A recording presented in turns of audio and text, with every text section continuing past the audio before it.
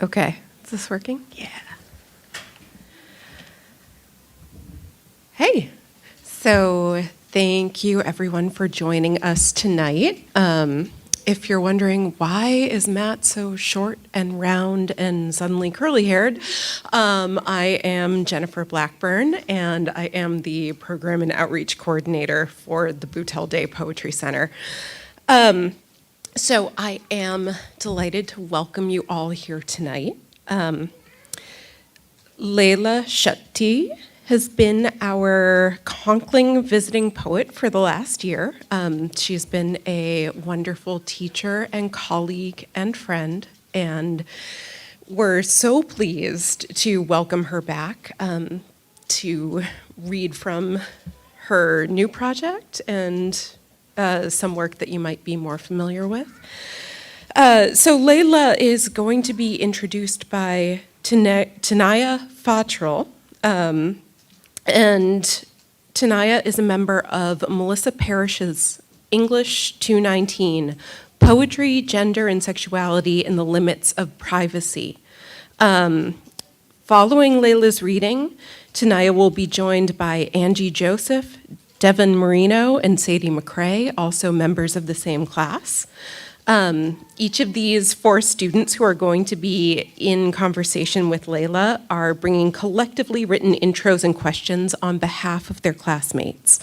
So all you hear from them tonight is part of a group effort from all 25 students in the class. Following the reading and conversation, Leila will sign books. She's going to be right at this table over here, so you've joined us before, most likely. The line will go up those stairs. Leila's happy to inscribe them, and yeah, we have books outside. I'd like to thank our local independent bookseller, Broadside Books, for selling copies of Leila's book and chapbook. I want to thank Dan, Jeff, and Tom, our wonderful AV team. Hello. Oh, I hope I remembered to do this myself, but please silence your cell phones before we get started tonight. English 112 students, please remember to sign in the hallway. So we have a couple of upcoming events after this one. Though we are winding down for the semester, we're still very, very busy at the Poetry Center. On April 25th, in this room, Hanif Abdurraqib is going to be reading nonfiction and poems. And on May 2nd, we're going to have a capstone reading. So the students who've been studying with Leila this semester are going to be reading from their capstone projects, which is a chapbook of poems. And I am so excited to hear what the students have been working on. There are also a couple of events that are happening in and around the Poetry Center in the next couple of days. So tomorrow evening, CC Roth Eagle, class of 23, is reading. CC is this year's winner of the Elizabeth Alexander Prize in Prose from Meridians. On the 20th, there's 3 events. Catherine Blake is reading in the Poetry Center at 4:30. Also at 4:30 is the Enid Mark lecture with Julie Chen in the Nielsen Browsing Room. And then later that evening, I think it's at 7 and I forgot to write down the time, the 5 College Poetry and Prose Prize is happening at Amherst College. We have 2 Smithies who were recognized, Vivian DeRosa and our very own intern, Victoria McLaughlin. So. Yes. Thank you for clapping. So yeah, if you manage to get over across the bridge, I know it's scary, they will be there at Amherst College to read. And then last thing, I promise, on the 21st, we're going to have International Poetry Day in the Poetry Center. This is a yearly event where students from language classes across Smith will read poems that they have translated or poems in translation. It's really fun. They bring in amazing snacks. So definitely a great place to be on a Friday afternoon. I think that is it. So yeah, I'm going to ask N.E.A. Fottrell to come up and introduce Leila.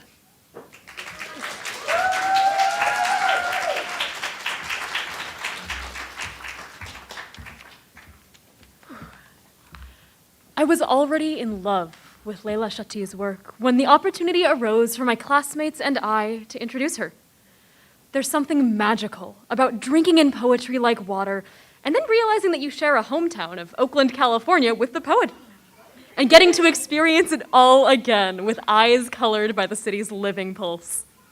Though her poetry doesn't often make mention of the Bay Area, it feels like home, and I instantly knew that I wanted to reconsider her body of work with this new connection in mind. The more I prepared for tonight, the more I found myself in awe of this poet that we are fortunate enough to host as the Grace Hazard Conkling Writer-in-Residence here at Smith College. Chatti holds a BA from Residential College of Arts and Humanities at Michigan State University and an MFA from North Carolina State, where she was awarded the Academy of American Poets Prize. She's a Tunisian-American dual citizen with a dual religious upbringing thanks to her Catholic mother and Muslim father. She's the author of Deluge, as well as 4 other chapbooks, including the newly released Figment, and is the winner of the 2021 Levis Reading Prize, 2021 Luce Prize for African Poetry, and was longlisted for the 2021 PEN Open Book Award, just to name a few accomplishments. With the release of each of her works, Chatti further establishes herself as an exemplary writer and a pillar of modern poetry.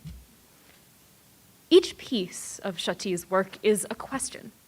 She questions the world she lives in and the space it has given her, and she brings us with her in the asking, scours the world around her for a place to belong.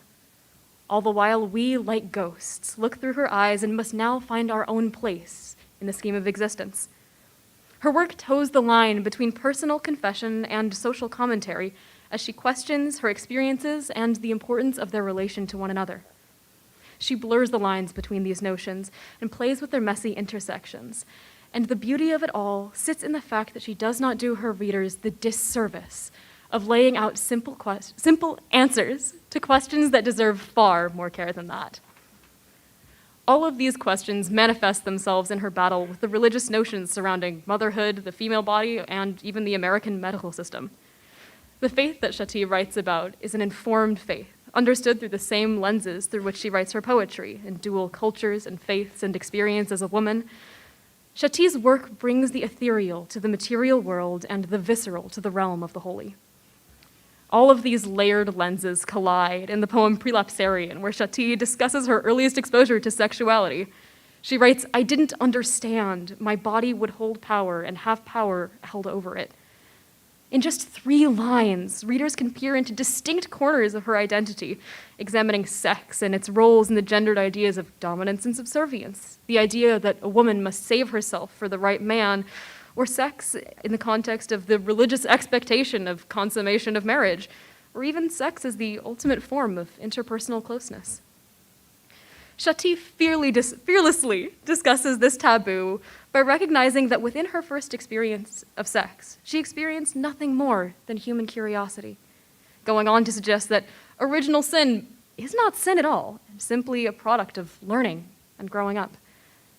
Chatti reframes the entire concept of sin not as something unnatural, but integral as she revisits this childhood experience without shame. In this poem, as in many others, she deftly navigates questions that dance into the private and uncomfortable, concepts that our English 219 class has been exploring all semester through the lens of confessional poetry. We are incredibly lucky to have Chatti here with us tonight, as well as the opportunity to continue exploring the questions she poses in poetry that also occupy our own lives. Without further ado, please welcome Leila Chatti to the stage.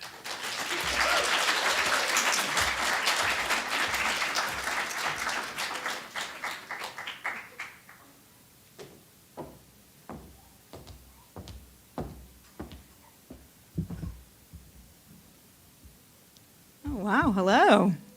Hi, everybody. Coming to see me on tax day? You all are so responsible. Wow, I am impressed. I just finished mine earlier today, so I'm good. Woohoo! And all of you aspiring poets, you have some hell ahead of you in that regard. Yeah. I'm so thrilled to be here. I love Smith. I've had the most amazing year here. From the moment I first came here last April to visit, I was in love.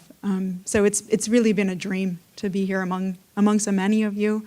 I've loved working with you, Jen. I love so many of these wonderful, brilliant faces. There's so many talented poets in this room. We're very lucky.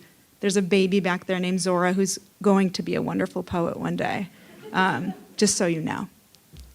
Parents are very good poets as well, so it's in the genes. But I'm very happy to be here. All right, let's do some confessional stuff. Let's go for it. I'm going to read a kind of little smorgasbord of some recent publications from the past 3 years, I guess. And I'm going to start out with my book, which came out in 2020, which feels like a lifetime ago. And I thought I might actually, in the spirit of teaching and students and things, beginnings, I'm so excited for the reading on the second. The students have put together wonderful chapbooks over the semester and are very excited about sending them into the world soon. I wanted to read the first poem that I ever had accepted for publication, which is called 14, Sunday School, 3 days late. I'm not stupid. I know how it works. But there was a time when she was just some virgin nobody too, small purse of her womb and her ordinary eggs, waiting like loose pearls.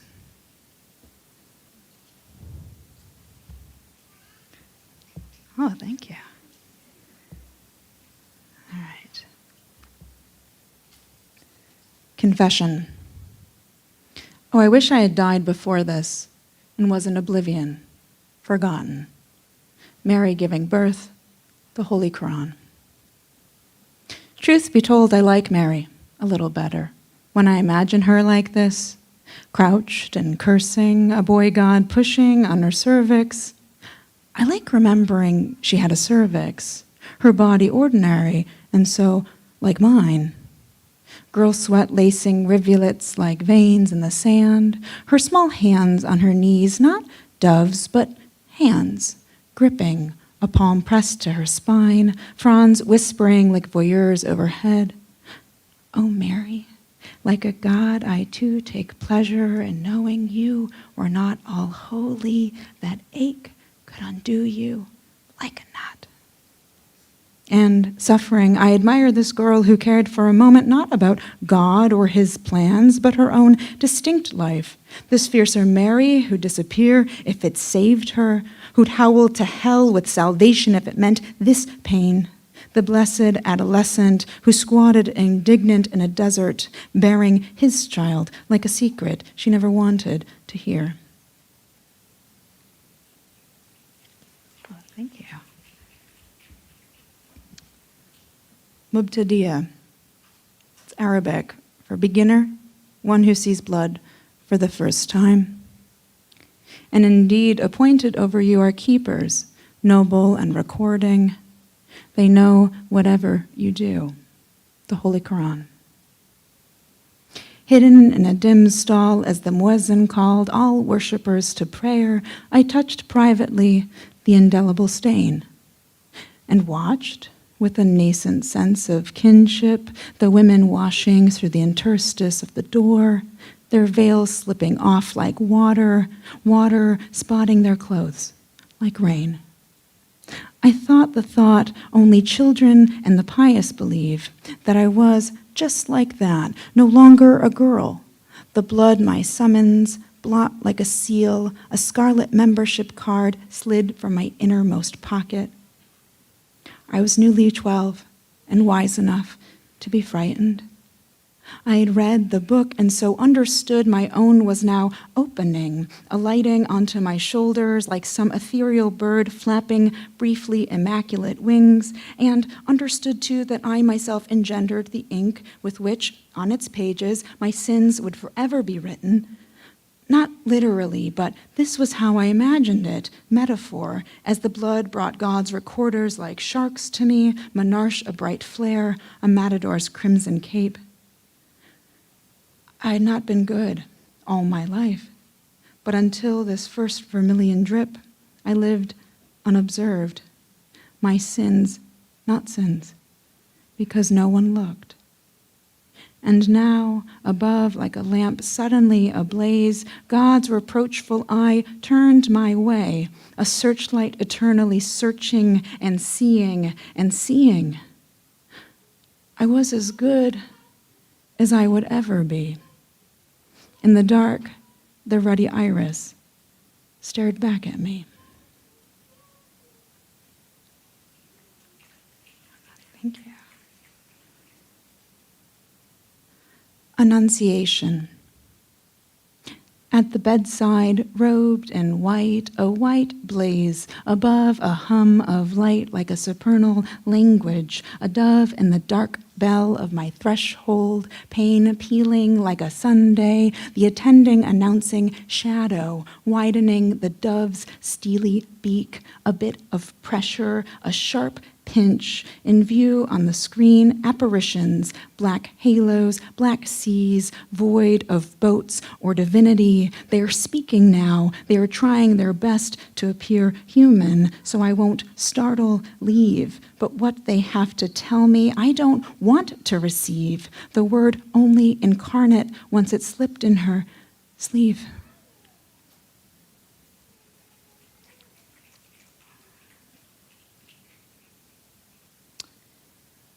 Menorrhagia.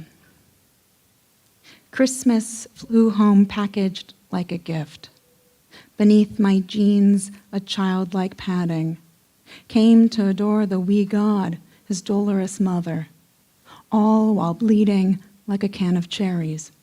Clots sluicing down my thighs. The storefront windows glaucous, spotted with ashen, ineffectual stars. From heaven dropped unrelenting sleet. The dawn's all too bright and immaculate, lit by snowlight, ached prostrate before a mirror, bare and quivering in its stare. The runnels running downward, red ribbons, porcelain like a bank of snow. Each night a night silent and wholly unbearable. Stains blooming on sheets like poinsettias, percocets tumbling like flurries on the tongue. Fall on your knees, collapse sudden in a vestibule. Oh, hear the angel voices. Rose fevered, soaked with slush. Flew home for Christmas, plainivious as a dove. The windows bleed hole haloed, a nimbus of tinselly frost. Leaned feebly against the pane. This city's rutilant, scarred by streets. The lake spattered, black and viscous. The sky blushing, as if shamed.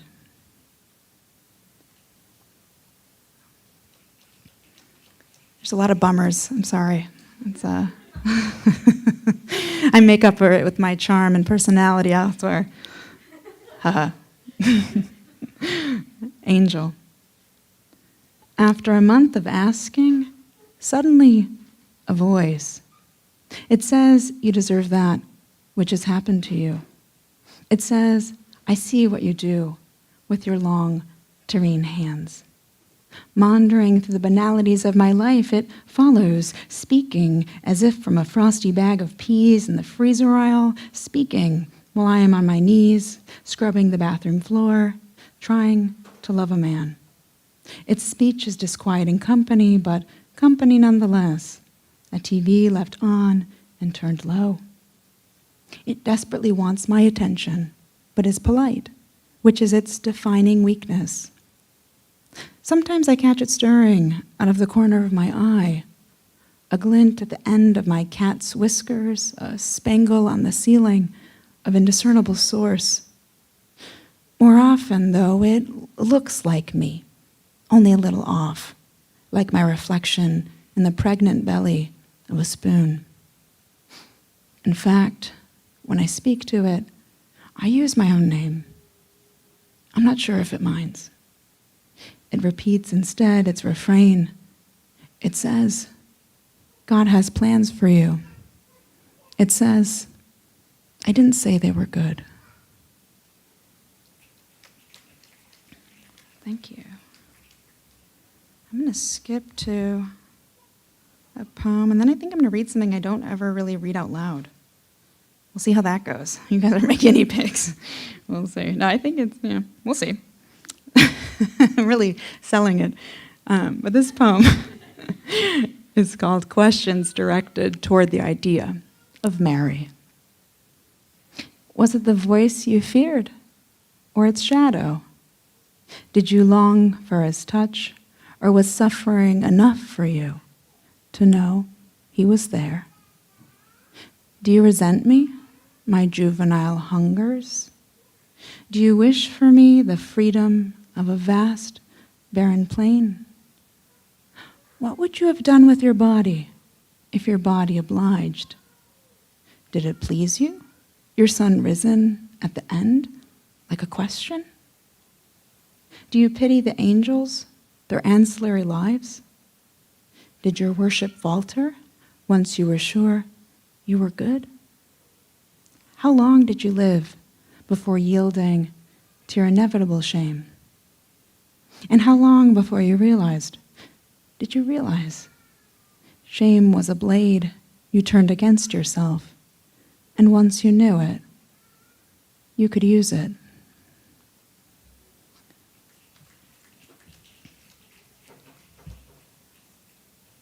So this poem is a long poem called Awra, which is Arabic for nakedness, taboo, that which is prohibited from public view, from the root meaning defectiveness, weakness, imperfection, blemish.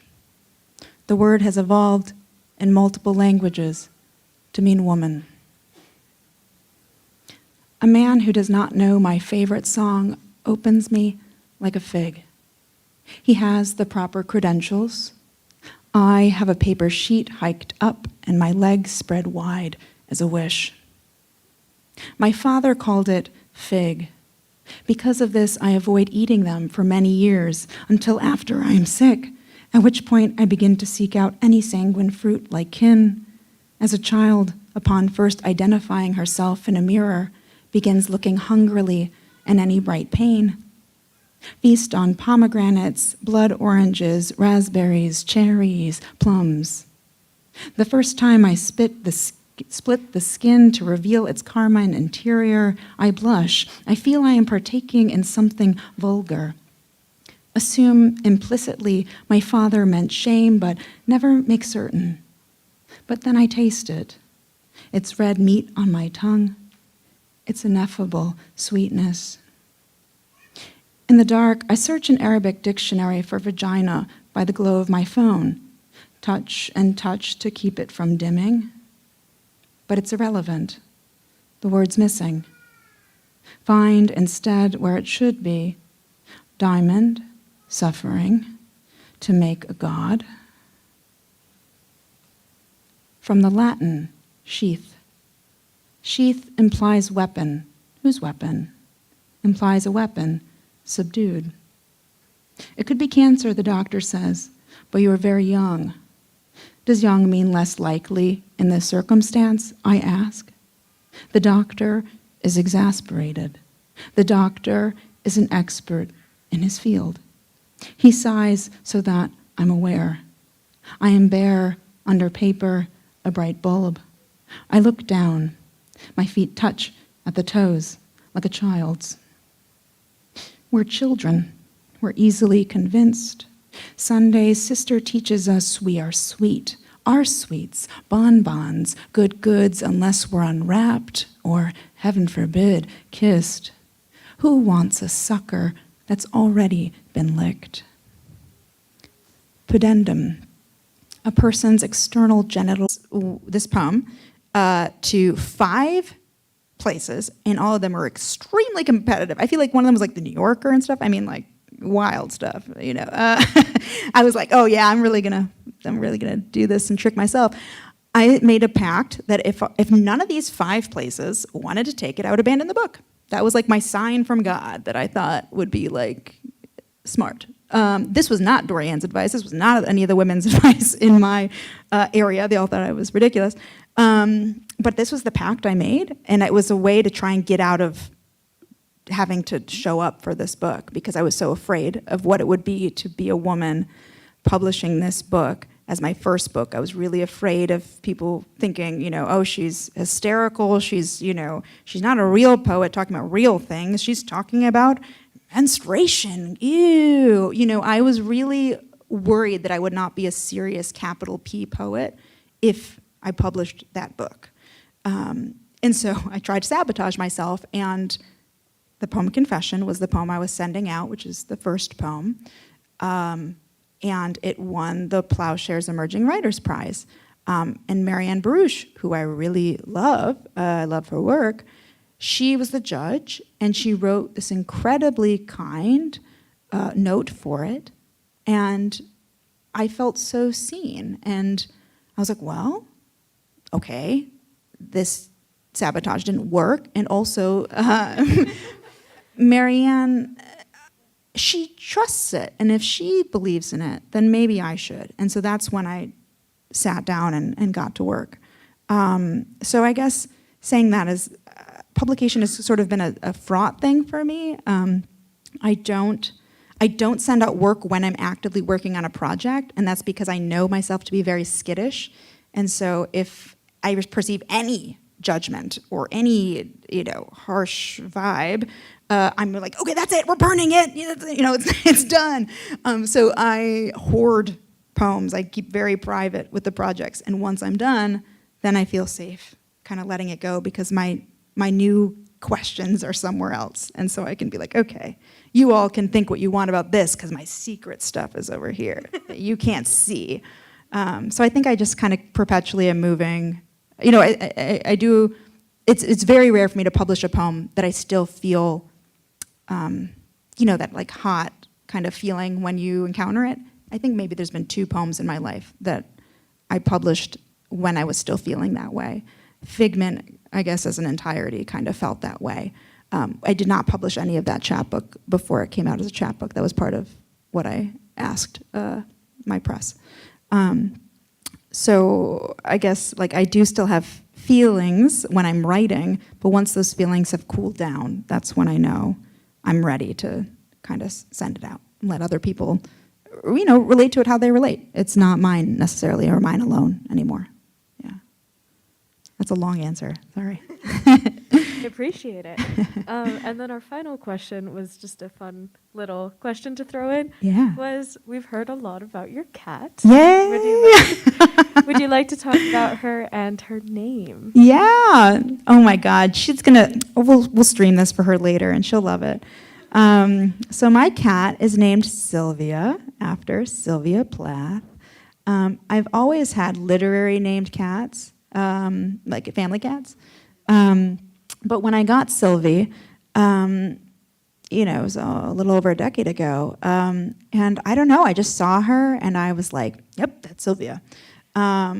She is half Siamese, half God knows what. She was like found in a dumpster. There's actually like a weird story about Sylvia. It was during Ramadan, so fitting for, right now we were also during Ramadan, but it was a different time because the moon does that. So it was in August at that time.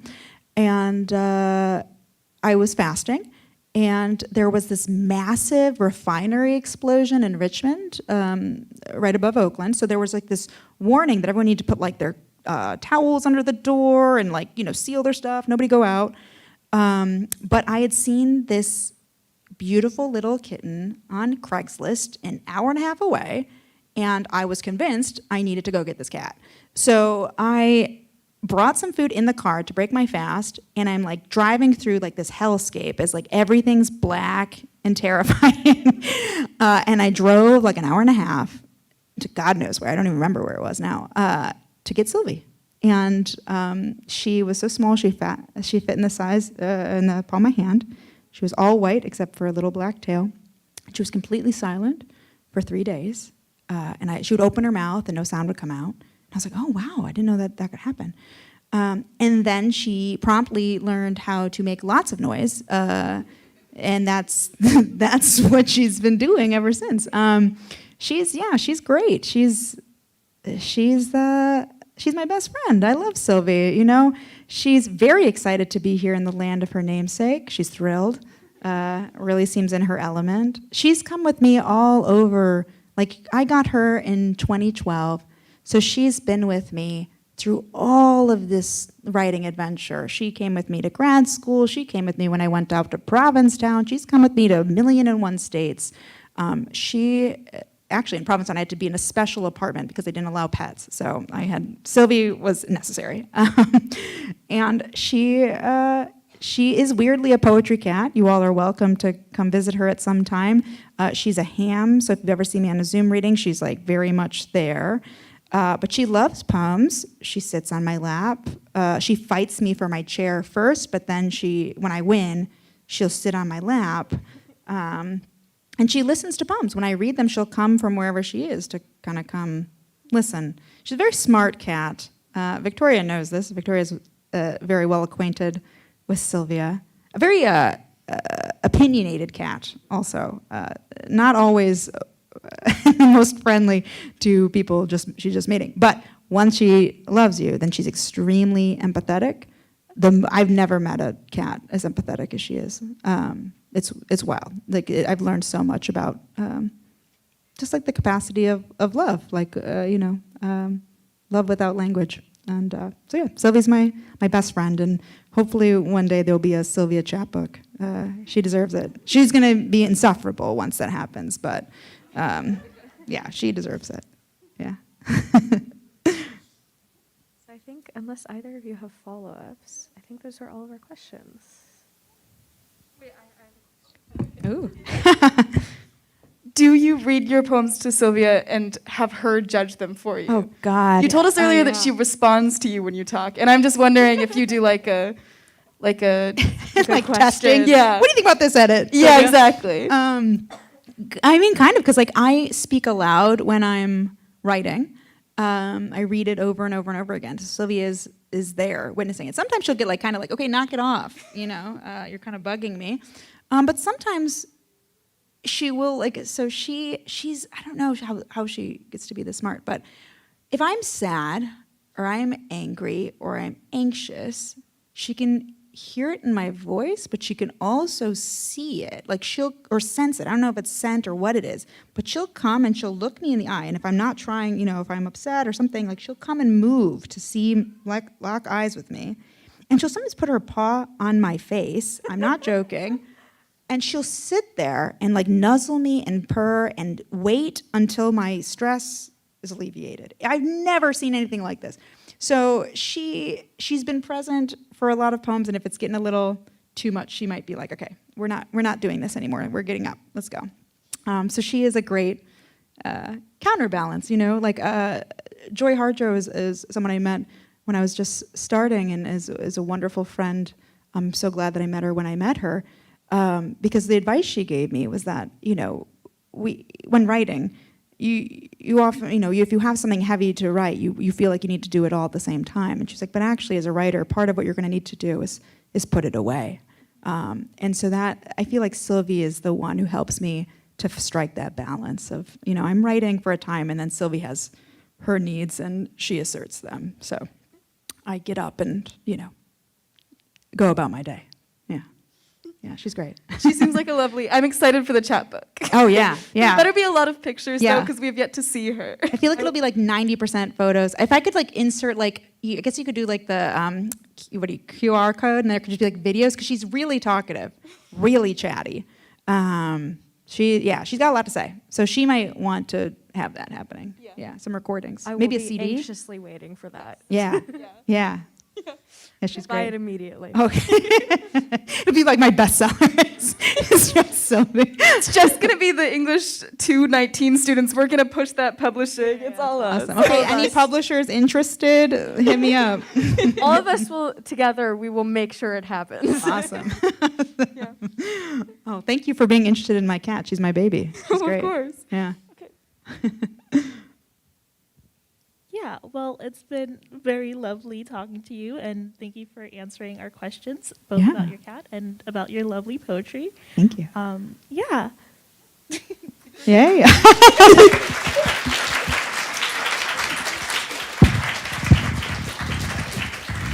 Oh,